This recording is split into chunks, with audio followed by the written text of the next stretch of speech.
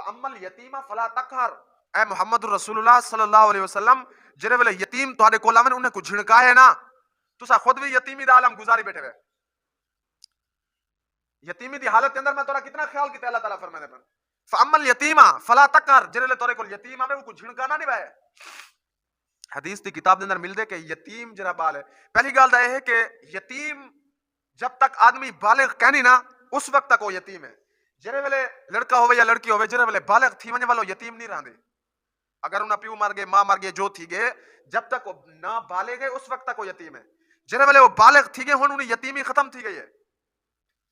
حدیث کے اندر ملدے کہ یتیم بال دے سر دے اوتے میں ایک دفعہ ہاتھ پھیرو نا جتی وال ہاتھ تلے این، فرمایا کہ ایک وال دے بدلے 10 نے کیا مل سن، ایک وال دے بدلے 10 نے کیا مل سن.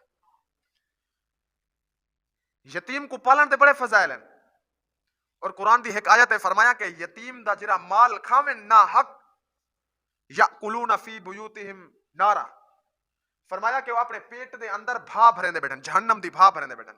ای نہ سمجھن کہ اساں یتیم دا مال کھانے بیٹھے ہیں دنیا دے عیش کرنے بیٹھے ہیں، تساں یتیم دا مال نہیں کھانے بیٹھے بلکہ جہنم دے انگارے کھانے بیٹھے ہوئے. یتیم دے بہت بڑے حقوق ہیں. حضور علیہ الصلوۃ والسلام کو اللہ تعالیٰ حکم دیتے ہیں کہ جڑے ویلے کوئی یتیم آوے انہیں دے نال اچھائی دا معاملہ کرائے، فلا تک کر انہیں کچھ جھڑکائے نا، انہیں نال پیار